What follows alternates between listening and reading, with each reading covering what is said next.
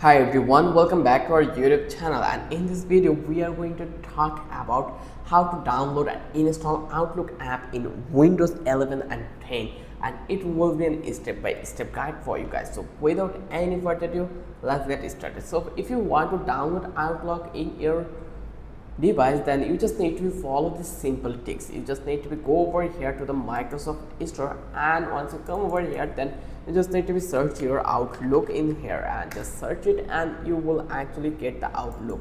If here you can see Outlook for Windows, you just need to click this one, and once you come over here, you just need to be click on to the Get. Once you click over here Get, it will download in your device, and you will get eventual options to open that one.